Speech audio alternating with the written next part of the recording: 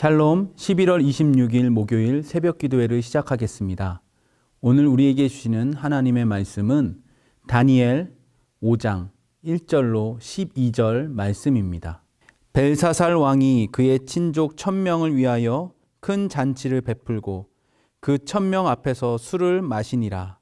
벨사살이 술을 마실 때에 명하여 그의 부친 느부갓네살이 예루살렘 성전에서 탈취하여 온 금, 은 그릇을 가져오라고 명하였으니 이는 왕과 귀족들과 왕후들과 후궁들이 다 그것으로 마시려 함이었더라. 이에 예루살렘 하나님의 전 성소 중에서 탈취하여 온 금 그릇을 가져오매 왕이 그 귀족들과 왕후들과 후궁들과 더불어 그것으로 마시더라. 그들이 술을 마시는 그 금, 은, 구리, 쇠, 나무, 돌로 만든 신들을 찬양하니라. 그때에 사람의 손가락들이 나타나서 왕궁 촛대 맞은편 석회벽에 글자를 쓰는데 왕이 그 글자 쓰는 손가락을 본지라. 이에 왕의 즐기던 얼굴빛이 변하고 그 생각이 번민하여 넓적다리 마디가 녹는 듯하고 그의 무릎이 서로 부딪힌지라. 왕이 크게 소리질러 술객과 갈대아 술사와 점쟁이를 불러오게 하고 바벨론의 지혜자들에게 말하되 누구를 막론하고 이 글자를 읽고 그 해석을 내게 보이면 자주색 옷을 입히고 금 사슬을 그의 목에 걸어주리니 그를 나라의 셋째 통치자로 삼으리라 하니라. 그때에 왕의 지혜자가 다 들어왔으나 능히 그 글자를 읽지 못하며 그 해석을 왕께 알려주지 못하는지라. 그러므로 벨사살 왕이 크게 번민하여 그의 얼굴빛이 변하였고 귀족들도 다 놀라니라. 왕비가 왕과 그 귀족들의 말로 말미암아 잔치하는 궁에 들어왔더니 이에 말하여 이르되 왕이여 만수무강하옵소서. 왕의 생각을 번민하게 하지 말며 얼굴빛을 변할 것도 아니니이다. 왕의 나라에 거룩한 신들의 영이 있는 사람이 있으니 곧 왕의 부친 때에 있던 자로서 명철과 총명과 지혜가 신들의 지혜와 같은 자니이다. 왕의 부친 느부갓네살 왕이 그를 세워 박수와 술객과 갈대아 술사와 점쟁이의 어른을 삼으셨으니 왕이 벨드사살이라 이름하는 이 다니엘은 마음이 민첩하고 지식과 총명이 있어 능히 꿈을 해석하며 은밀한 말을 밝히며 의문을 풀 수 있었나이다. 이제 다니엘을 부르소서. 그리하시면 그가 그 해석을 알려드리리이다 하니라. 아멘. 할렐루야. 이 새벽도 하나님의 말씀 앞에 나오는 모든 성도님들 가운데 크신 은혜와 평강이 있길 주의 이름으로 축원합니다. 오늘부터 다시 비대면으로 새벽 기도회를 드리게 되었습니다. 안타까운 현실이죠. 여러 가지 어려운 상황이지만 이 새벽 하나님의 말씀을 붙잡고 기도로 나아가는 우리 모든 성도님들이 되시길 바랍니다. 오늘 말씀의 제목은 어디서나 하나님의 백성으로 살아가라. 어디서나 하나님의 백성으로 살아가라입니다. 어제까지 우리는 바벨론 느부갓네살 왕 때의 말씀을 살펴보았습니다. 이제 오늘 5장 말씀은 벨사살 왕 때의 말씀이죠. 바벨론의 첫 번째 왕이었던 느부갓네살 왕과 오늘 본문의 벨사살은 분명한 시차가 있습니다. 느부갓네살 왕이 죽은 후 4명의 왕이 지나는 동안 20여 년이 흘렀습니다. 그리고 지금 벨사살이 왕이 되었죠. 오늘 본문 5장의 마지막 절을 보면 벨사살이 죽임을 당하고 메대 사람 다리오가 나라를 얻고 왕이 됩니다. 안타깝게도 벨사살이 바벨론의 마지막 왕이 되고 나라는 멸망하게 됩니다. 우리는 다니엘 말씀을 보면서 바벨론이라는 막강한 나라의 시작과 끝을 보고 있는 것이죠. 그러면서 깨닫게 되는 것은 모든 나라의 흥망성쇠가 하나님의 손에 달려 있다라는 사실입니다. 오늘 본문 5장 말씀은 바벨론의 마지막 왕 벨사살의 이야기입니다. 먼저 1절부터 4절을 보면 벨사살은 귀족 1000명을 왕궁으로 초청하여 큰 잔치를 베풉니다. 그런데 이 잔치에서 예루살렘의 성소에 있었던 은, 금으로 만든 그릇을 가져와서 거기에 술을 따라 마십니다.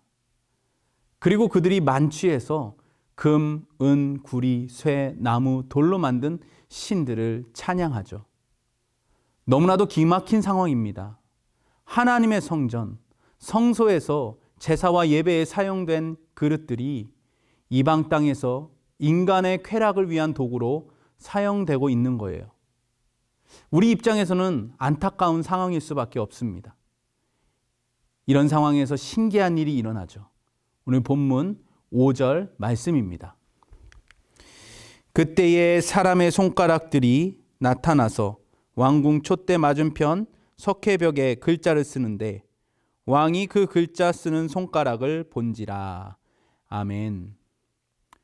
지금 왕궁의 상황이 그려지십니까? 궁 안에서 왕과 귀족들은 술잔치를 벌이고 우상에게 찬양합니다. 쾌락과 유의에 흠뻑 빠져 있는 이들 앞에 갑자기 사람들의 손가락이 나타납니다. 그리고 벽에 글자가 쓰여지죠. 모든 사람들의 이목이 이곳에 집중됩니다. 이어지는 6절 말씀을 보겠습니다. 이에 왕의 즐기던 얼굴빛이 변하고 그 생각이 번민하여 넓적다리 마디가 녹는 듯하고 그의 무릎이 서로 부딪힌지라. 아멘. 술을 마시며 웃고 즐기던 왕의 얼굴빛이 변합니다. 다리에 힘이 풀리며 무릎이 떨려서 서로 부딪히죠. 벨사살은 두려움에 빠지게 된 것입니다. 벽에 글씨를 쓰고 있는 손가락을 보며 너무나도 놀랍고 또 겁을 먹었습니다. 그리고 소리를 지르며 이렇게 이야기합니다. 본문 7절입니다.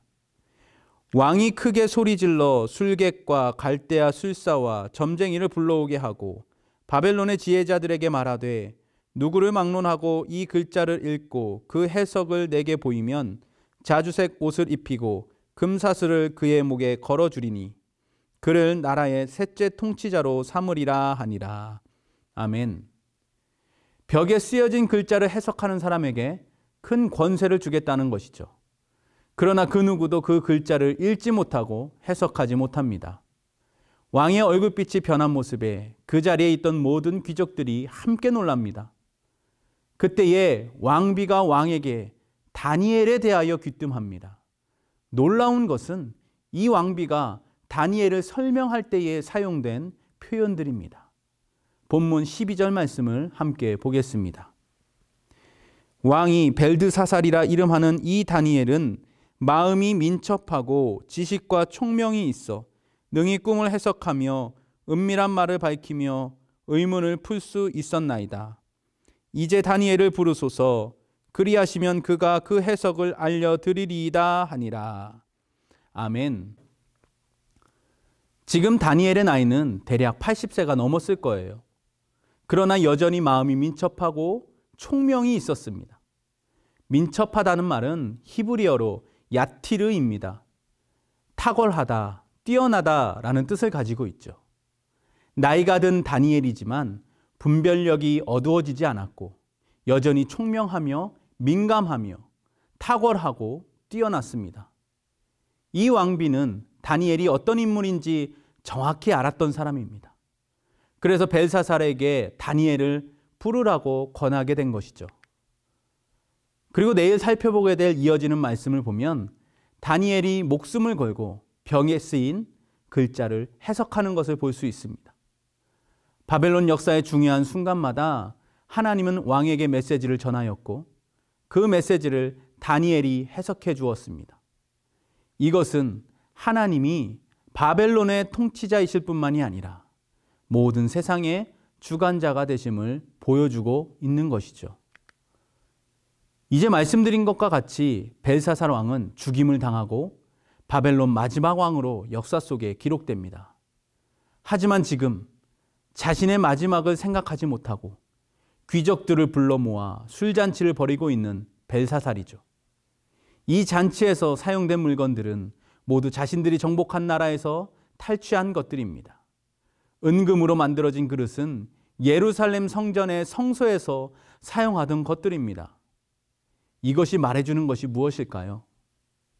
자신들의 힘으로 모든 것을 얻을 수 있고 가질 수 있다고 생각하며 스스로의 힘을 자랑하며 교만한 왕의 모습, 그 모습을 말하고 있는 겁니다.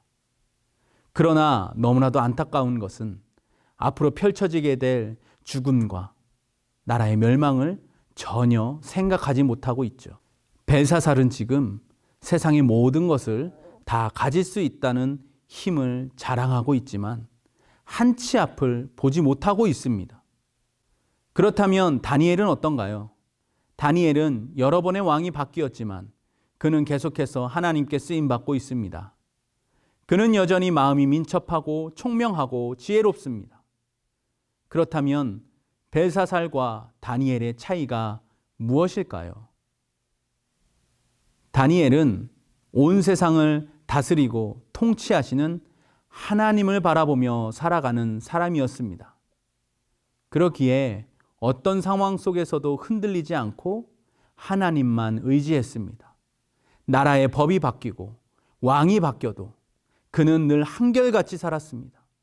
어떻게 이럴 수 있었을까요? 그는 지금 바벨론 땅에 살아가고 있지만 그곳에서도 하나님의 통치를 인정하면서 하나님의 백성으로 살아가고 있었기 때문입니다. 사랑하는 여러분, 바벨론과 같은 거대한 나라, 막강한 나라도 하나님은 사라지게 하실 수 있는 분이심을 기억하시기 바랍니다. 이것을 믿고 기억하며 살아가는 사람만이 지금 우리에게 다가온 현실을 분별할 수 있고 바른 길을 선택하며 살아갈 수 있습니다. 여러 가지 일들로 혼란스러운 상황을 보내고 있는 지금 우리가 바라보아야 할 것이 무엇입니까? 바로 나를 다스리시고 세상을 주관하시는 하나님이신 줄로 믿습니다.